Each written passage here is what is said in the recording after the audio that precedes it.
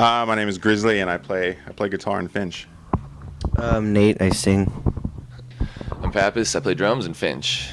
Let's go back for a second. Who was everybody's like go-to like album?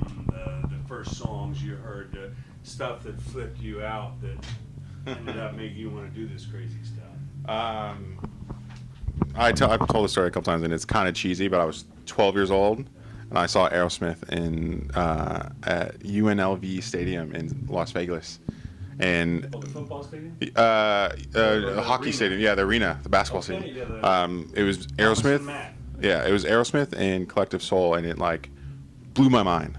I think the reason why I did so is because like there was so much weed smoking, and it was so strong, and I was like, Mom, what does that smell? I know, you walk in And this is amazing. Is this legal? What the hell is that?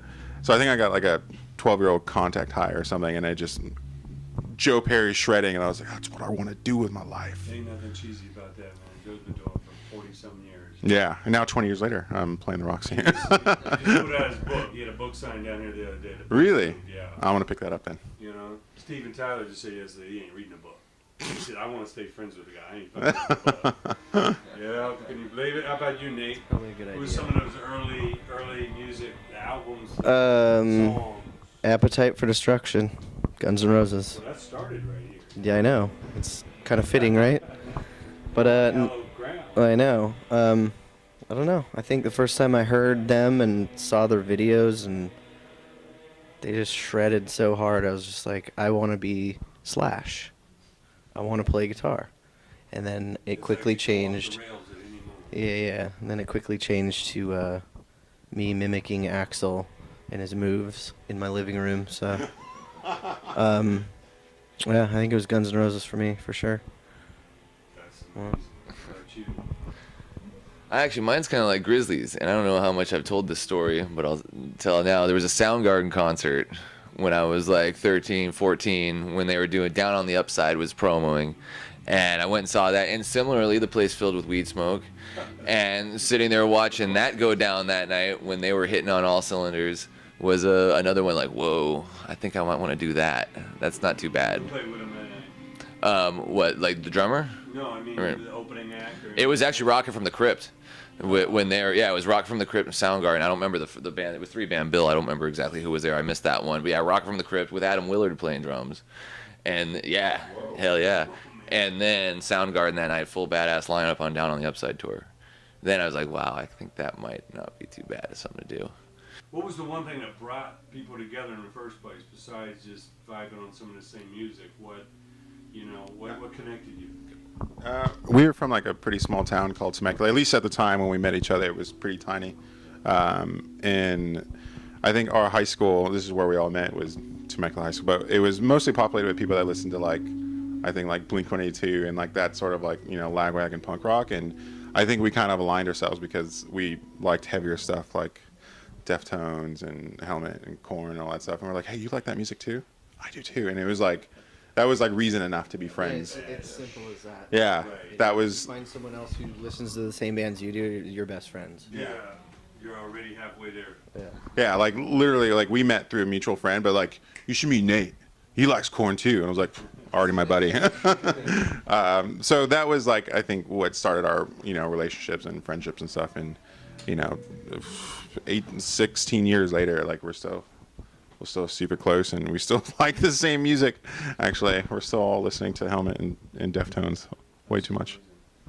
Nate, what is it about these guys and this music that keeps you inspired? Take this on the road and take it in front of the people. I don't know. I mean, it's just fun being on. I mean, at least for me, being on stage it's just fun. It's the one thing. It does. It's the one thing during the day that. It's the one thing I have to do. It's my duty, but it's the one thing I look forward to every day. To get up there and just do it for an hour and a half, whatever, and show people the music and feel it and own it and play it the best you can. You know what I mean? And it's good feeling. Yeah. People want to be entertained. You can Yeah. steal this and steal that off the internet, but you can't steal a show. Right. Yeah. To be there in front of them, feel a little sweat or your ears pounding, that's something you can't download. trying, but not yet. I'm Yeah. sure there are. Yeah. And how about you? What was the highlights of being back on a Warped Tour this summer and just being in front of crazy crowd every day? It's all the same general. I mean, not to sound all cliched or anything, but I mean, it is getting to go out and play shows and get to go do for that amount of time what you like to do and get compensated for it, hang out, hang with friends. I mean, yeah, what do you know? It's, well, what? It's better, like I said, doing the construction job. I mean, shit, it's not that bad, so. Just that, just being able to go out and play music with friends and guys we've known since high school and forever and go keep building this band, building Finch. It's amazing. And Nate, I'm in the front row up in Ventura this summer at WARPED, and I'm not the only video guy in the pit. There's a few photographers, and little beknownst to the crowd, here comes Linkin Park. Yeah. Next thing I know, you come out. Yeah. Is that close to the edge? What was that? It was one step closer. One Yeah. step closer. Yeah. There we go. They opened with it. Yeah. Yeah. I mean, tell us about how all that came together, because I know it was super secret. And Yeah, for a while, then everybody started kind of talking about it, and they kind of knew a couple days before. But I didn't know till that day. yeah, Lucky enough to get picked to be in they put it on the big thing too, No, where I saw everybody it was before listed. It was that like morning. handwritten or something, Yeah, I thought and it was a joke. no, yeah, I everybody didn't know did. when I asked Everybody them. did.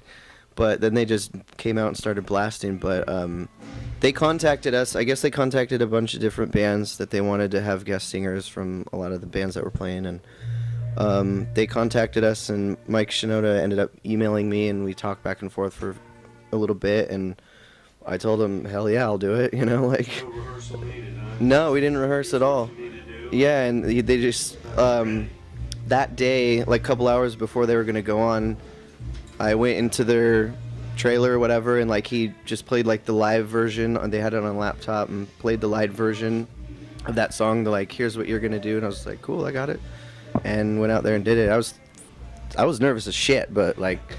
Because I didn't want to mess it up. Their operation is so professional. They're like Right. so on top of their shit. They It's do like those stays, no, it's everything is clean, everything's great. So I didn't want to mess it up, but I got past that pretty quick and just started having fun. It was awesome. Like, to be honest, it was really great. So, tell us about what you're most proud of on the new record. You guys are rejuvenated. You're back together. Like I said, new label situation. Everything. Yeah. So you got this chance to go out and take this thing to a whole nother step.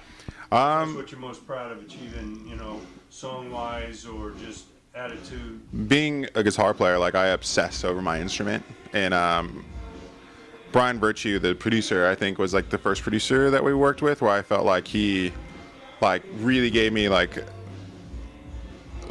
the space to do and try things that maybe I wouldn't have tried before, because of maybe thinking that it didn't fit in Finch before. But now that being a bit older and our sound sort of progressed, I was like, I didn't have to be just like a super heavy metal guitar tone sort of guitar player. Like, I could do different things. So I think this is like my best expression as a guitar player in this record. Like, I played exactly how I wanted to play, and I got the guitar tones that I wanted and stuff, and I'm really proud of it. And I've been getting the most compliments on it too, which is kind of good validation. I was like, guitar sound sounds fucking awesome, Grizzly. I'm like, yes.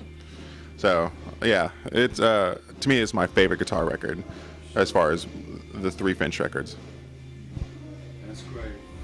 And you talk a little bit about the new record from your perspective. I know Brian had worked with 30 Seconds to Mars and Jane's Addiction and Chevelle and shit. So Yeah. what was different when you went in this time? What did you pull out of it? I don't know. Just a different working relationship, I guess, with Brian than with Mark Trombino and Jason Cupp. Because everybody's different. They all have their different quirks and how they work. And Brian's very quiet most of the time, so it took a lot to get him to push me more, because he wouldn't really say much. I don't know if that meant I was doing good or bad, so I tried my hardest, and then there were points where he would be like, let's try this, and I like it when producers nudge you a little bit, and after a while he started nudging me, so I think that helped a lot of the vocal performances on the record, so that was cool. I really dig working with Brian. Super smart guy, really nice, knows what he's doing. I don't know. It's kind of weird getting back into it because we hadn't made a record in so long. So I thought, Business changed. Like, yeah, I thought it was all gonna be, like, we got this, we've done this before, like it's gonna be easy street, and it was actually like kind of difficult, more difficult than I thought it was gonna be. Even though it wasn't hard, but it was strange to get back into making a record because it takes a lot of work, and I think I might have forgotten how much work goes into it. So because it's been so long. If you want to get something good out of it, Yeah, you want to try as hard as you can to make it the best possible. So it took some time, but I mean, we got through it, and we're really proud of it. So We're really happy to be with Razor and Tie. It seems it's been a good fit so far, and they've let us do what we want to do. They've, backed Oblivion. They've kind of made it not that painful of a process. Just you guys do what you do. That's why we signed you, and we'll work this whole thing together. So I think Razor and Tie has been a good home for putting this thing out, and for not restart, but the next push for Finch. The next page or chapter. What sites are in the future do you see? What do you want to do? What can we expect? I mean, I don't know. I mean, as long as people want to hear Finch and want to hear more records out of us, we're gonna keep making them. So it's kind of, it's a give and take. It's like we'd like to keep going, but if people aren't hungry for it anymore, stuff happens. It happens to bands all the time. It's like the best band in the world could just not have the right fan base, and they get lost, and they have to give up. So we don't want to do that, obviously, but I don't know. We just want to keep making music and hopefully get through another record or two, and maybe that record will be completely different from this new one, and our whole catalog will just be a progression straight through, What's coming up? Some garage bands right down the street might be the next Guns N' Roses over here.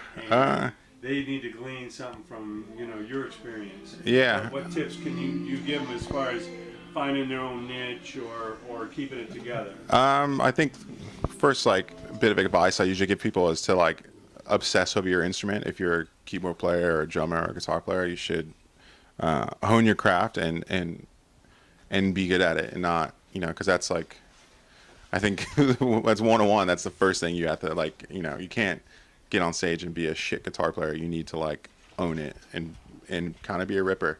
And then the second bit I would say is to, like, keep your head level. Like, I've seen bands that, like, get signed, and then they're from Nebraska, nowhere, and then, like, all of a sudden they have, like, a little bit of support, a little money, and they think that it's just they're going to the moon, and their heads go with it, So I would say keep it level, and just you can fall down just as quickly as you go up, But yeah. Advance is not profit. No, no, you're gonna pay interest on it. That's for sure.